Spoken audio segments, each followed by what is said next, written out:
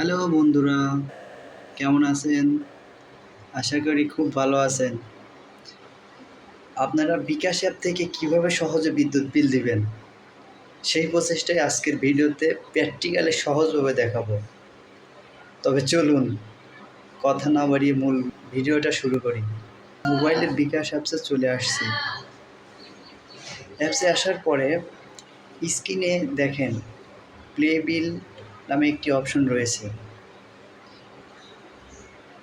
সেই অপশনে আমরা ক্লিক দিব। ক্লিক করার পরে যদি পল্লী বিদ্যুৎ হয়ে থাকে প্রিপেইড এবং পোস্টপেইড নামে সেটাতে ক্লিক করুন।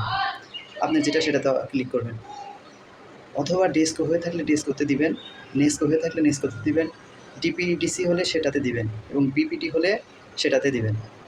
যার যেটা সেটার উপরে ক্লিক করুন। এখান থেকে কাস্টমার নাম্বার দিন। নাম্বারটা কোথায় পাবেন?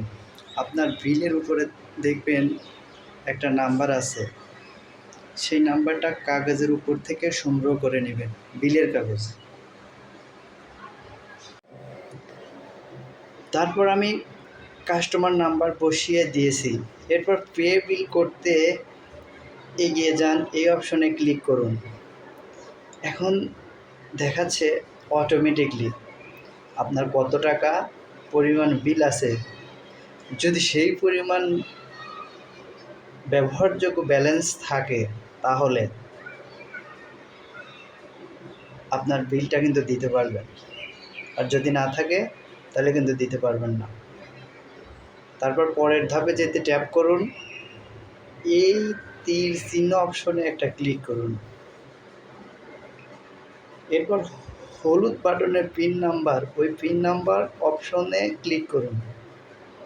দেখেন এখন এই অপশনটাতে ধরে রাখার পর প্লে বিল এখানেই দেখাবে আমার বিলটা পরিশোধ হয়ে গেছে।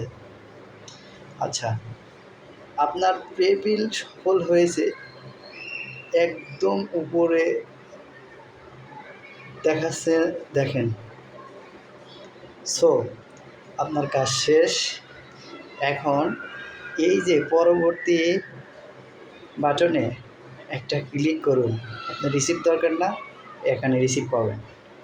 তারপরে এখান থেকে রিসিপ্টটা ডাউনলোড করে ফেলুন। এভাবেই আপনার বিদ্যুৎ বিলটা 1 মিনিটের মধ্যে নিমিষেই বিদ্যুৎ বিল বা কারেন্ট বিল যেটাই বলি আপনারা দিয়ে ফেলবেন।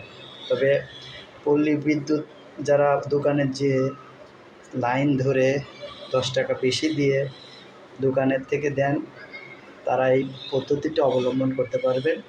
বিশেষ করে আমাদের শিক্ষিত যুবক ভাইরা আছেন, বোনরা আছেন, আপনারা লাইন ধরতে হবে না। সো এই ভিডিওটা যদি আপনাদেরকে ভালো লাগে তাহলে অবশ্যই আমাকে একটা লাইক দিবেন এবং সাবস্ক্রাইব করবেন, এবং আপনার প্রতি আমার